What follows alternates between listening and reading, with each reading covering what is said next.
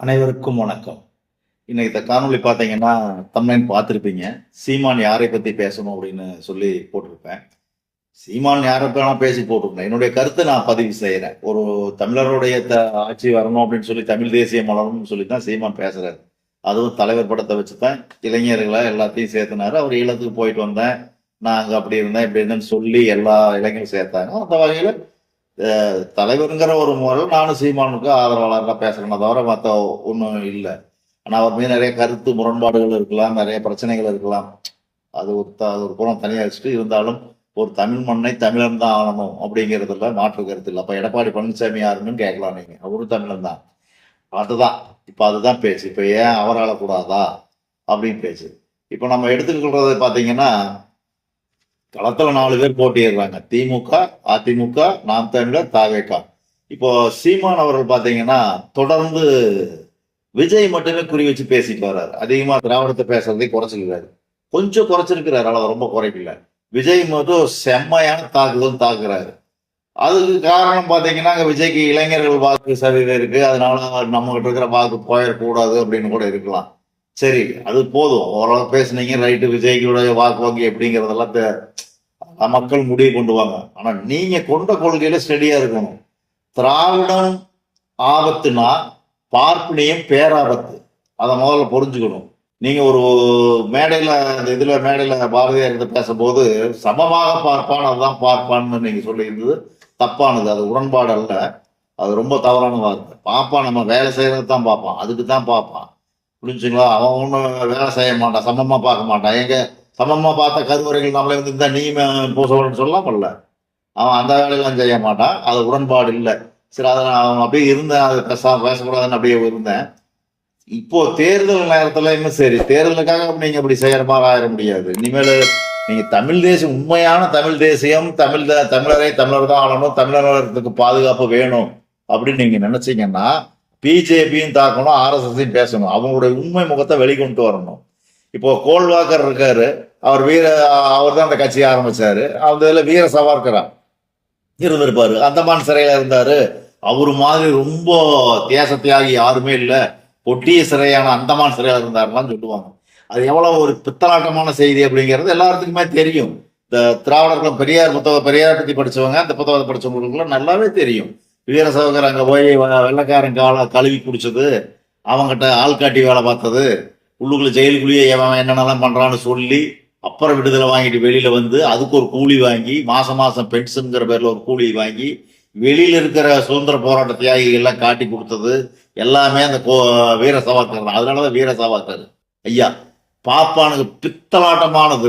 அதாவது அவனை எழுதியிருக்கிற அந்த புராண கதையில எப்படி பொய்யும் புரட்டுமோ அதே மாதிரி அவனுக்கு சொல்ற அத்தனையும் பித்தலாட்டம் தான். அவனுக்கு சொல்றது எதுவுமே உண்மை கிடையாது. பாம்பை கூட விட்டுறலாம், பாப்பானை தான் முதல்ல அடிக்கணும். இது பெரியார் சொன்னதுதான். புரியுதுங்களா? பெரியார் வந்து திராவிடம்ங்கிறத கருணாநிதி கூட்டாளிகள் வந்தா பெரியார் எடுத்து வச்சுக்கிட்டு திராவிடம் பெரியார் திராவிடம் சொல்லல. அவர் தன்னை தமிழன் தலைவர்னு சொல்ல கிடையாது. அதை நீங்க தெரிஞ்சுக்கணும். தமிழனுக்கு பேச ஆள் இல்லை, நான் பேசுறேன்னு தான் சொன்னார். எவனாவது வந்தா விட்டு போயிடுவேன் சொன்னார். தவிர அவர் நான் தான் தமிழக தலைவர், நான் தான் தமிழக தலைவர்னு அவர் ஒரு நாளும் சொன்னது கிடையாது. அதெல்லாம் வந்து கட்டுக்கதையா பேசிக்கிட்டு அதை இதையும் பண்ணிட்டு இருக்கிறானுங்க அந்த பாப்பா பசங்க.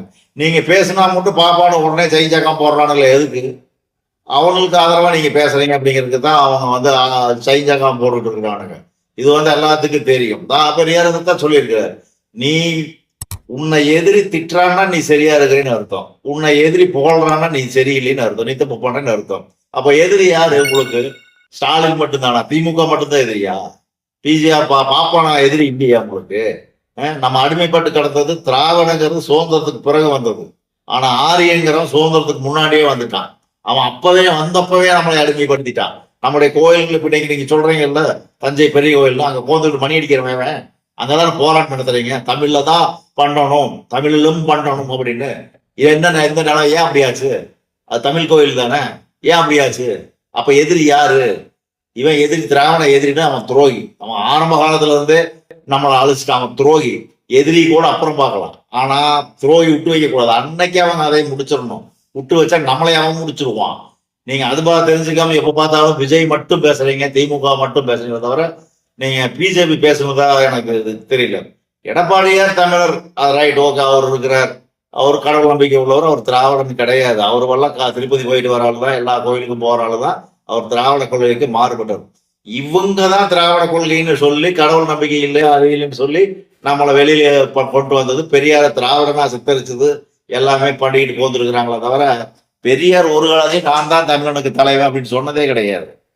இவங்க தான் சொன்னாங்க. எப்படி திமுகவுக்கு தலைவன் கருணாநிதினு அவரே சொல்லிக்கிட்டாங்களோ அது மாதிரிதான் திமுக எல்லாம் பாருங்க, கருணாநிதி வந்து தமிழன தலைவர்னு சொல்லுவாங்க. அப்ப பெரியாரா இருந்தா நீங்க தான்டா பெரியாரையும் சொல்றீங்க, அப்போ ஒரே இதுக்கு அப்புறம் 2 தலைவராடா? இதெல்லாம் நம்ம கேள்வி கேட்க முடியும். இப்போ நீங்க பிரச்சனை என்னன்னா, விஜய் பிரச்சனைனா விஜய் பேசணும், எல்லா கட்சியும் பேசணும். ஏன்னா நீங்க தனித்து போட்டிடுறீங்க. அது வந்து எல்லா நம்ம சுத்தி இருக்கிற எல்லா 4 கட்சி தான், ஒரு கட்சி நீங்க, 3 கட்சி எக்ஸ்ட்ராவா இருக்குது. அந்த 3ஐ போட்டணும். அதுல பலம் வாய்ந்தது திமுக, அதிமுக. அதிமுகவில் நீங்க அடிக்க வேண்டிய ஆள் ஆகணும்னா பிஜேபி தான் அடிக்கணும். அதிமுகவே அடிக்கலாம், பிஜேபி அடிக்கணும். பிஜேபியோட கூட்டணி வச்சிருக்கிறதுனால அதிமுகவை அடிக்கலாம். ஆனா மிக முக்கியமானது தமிழ் மக்களுக்கு சொல்ல வேண்டிய, திராவிடத்தை எப்படி சொன்னமோ அதே மாதிரி ஆரியத்தையும் சொல்லணும். ஆரியமும் திராவிடமும் 2ம் சமமானதுதான். இதுல ஏற்றத்தாழ்வுல எதுவும் கிடையாது. திராவிடமும் ஆரியம் இதுதான், 2ம் ஒண்ணுதான். புரிஞ்சுங்களா? இதுல வந்து எந்த மாற்று கருத்தும் கிடையாது. ஏன் திராவிடத்தை நம்ம சொல்றோம் அப்படின்னா, தெலுங்கர்கள், அவங்க தெலுங்கர்கள் வந்து இங்க வந்துகிட்டு அவன் இது திராவிட மண்ணுங்கிறான். அது அதனாலதான் நம்ம வந்து அவனுக்கு வன்மையா ரொம்ப கடுமையா எதிர்க்கிறோம். இப்போ கர்நாடகக்காரன் அந்த கொடியை கட்டிக்கிட்டு இங்க வந்ததுல கூட பண்ண அது வந்து சரியானதான். நீங்க மறுப்பு தெரிவிச்சிருக்கிறீங்க. அது நீங்க சொல்றது ஒரு வகையில் நான் எங்க தமிழர் வந்து உணரணும், அவனுக்குன்னு ஒரு கொடி வேணும் அப்படிங்கிறது நியாயம். அப்ப என்ன செய்யணும், நம்ம இது தமிழர் கொடின்னு அறிமுகப்படுத்தப்பட்டிருக்கிற அந்த கொடியை நம்ம உருவாக்கி இருக்கணும். இப்போ நீங்க புலிக்கொடி வச்சிருக்கீங்கன்னா தலைவர் உருவாக்கின கொடி இல்ல, அதுதான் தமிழர் கொடியா அப்படின்னு சொல்லணும். இல்ல தமிழருக்கான ஒரு கொடி என்ன இருக்கு, ஏற்கனவே இருக்குல்ல, அந்த நீளம் வில்லம்பு அது மீன் படம் போட்டதெல்லாம், அதையும் மக்கள் மத்தியில நிலைநிறுத்தி இதுதான் நம்ம தமிழர் கொடி அப்படி இதை வந்து நம்ம சட்டமன்றத்திலேயே வச்சிருக்கணும் அப்படின்னு சொல்லி போராட்டம் நடத்தணும். தமிழ் தேசியம் முன்னெடுக்கிறவங்க இதை செய்யணும். இது வந்து திராவிடம் செய்யாது. தமிழர்களுக்கான தேசியம் சொல்லி நீங்க தானே போராடுறீங்க. அப்ப நீங்க இதெல்லாம் செய்யணும். இதை விட்டுட்டு திமுக மட்டும் குறி வச்சு நீங்க அடிக்கிறீங்க. அது திமுக மட்டும் அடிச்சா அப்போ பிஜேபி சரியான ஆயிரும். இது வந்து அவ்வளவு சரியானது அல்ல. நீங்க கையில் எடுக்க வேண்டியது திராவிடம் எப்படியோ அதே மாதிரி ஆரியத்தையும் பேசணும். ஒவ்வொரு மேடையிலையும் 15 நிமிஷம் திராவிடம் பேசினா 15 நிமிஷம் ஆரியம் பேசணும். அப்படித்தான் இருக்கணும். சரிக்கு சரி 2ஐயும் பேசணும். பேசி 2ஐயுமே உடைக்கணும்.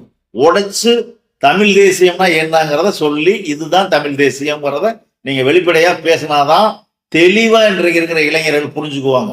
நீங்க திராவிடத்தை விட்டு போட்டு ஆரியத்தையோ இல்லை ஆரியத்தை விட்டு போட்டு திராவிடத்தையோ பேசிக்கிட்டு அப்புறம் விஜய் பேசிக்கிட்டு எல்லாம் கன்ஃபியூஸ் பண்ணிட்டு இருக்கிறது வந்து அது இது எதுன்னு சரியா புரியல எனக்கு. இது எப்படிப்பட்ட அரசியல்ங்கிறது தெரியல. நீங்க ஒரு தமிழ் தேசியவாதி அப்படின்னா எதை முன்னிறுத்தணும்? தமிழ் தேசியத்தை தான் முன்னிறுத்தணும். தமிழ் தேசியத்துக்கு என்னென்னலாம் பேசணுமோ அதைத்தான் நீங்க முன்னெடுப்பு பேசணும். தமிழ் தேசியம் யார் எதுக்குறா? திராவிடமும் ஆரியமும் 2 எதுக்கும், சமஸ்கிருதம் எதுக்கும், அந்நிய மொழி அப்படின்னு நமக்கு எது பார்க்கறது? யாரை பார்க்குறோம்? திராவிடனை பார்க்குறோம், சமஸ்கிருதத்தை பார்க்குறோம். மற்றதெல்லாம் இந்திய மொழி தான், அந்நிய மொழியே பார்க்கலாம். நம்ம வந்து திராவிடம்னு சொல்றவங்க தான் அந்நியனா பார்க்குறோம். அதனால 2 பேர்த்தையுமே நீங்க வந்து சரிசமமான அளவுல தான் தட்டில் வச்சு பார்க்கணும். அதை விட்டுட்டு நீங்க சரிசமம் பாப்பாங்கிறதெல்லாம் தவறு. அது ஏற்றுக்கொள்ள முடியாதது. தெளிவான ஒரு கருத்தா சொல்றேன். தமிழ் தேசியத்தை முன்னெடுத்து தமிழர்களுக்கு தமிழ் தேசியத்தை மட்டும் போதிச்சுவாங்க. அதை விட்டு திராவிடம் மட்டும்தான் எதிர்ப்புன்னு சொல்றது தவறு. திராவிடம் எதிர்ப்பு இல்லைன்னு நான் சொல்லல. திராவிடமும் எதிர்ப்புனா பார்ப்பனியமும் எதிர்ப்பு, 2மே எதிர்ப்பு தான். அதைத்தான் நீங்க தெளிவா மக்களுக்கு சொல்லணும்னு சொல்லி நன்றி கூறி விடைபெறுகிறேன். நன்றி. மீண்டும் அடுத்த ஒரு காணொலியில் சந்திக்கலாம். நன்றி, வணக்கம்.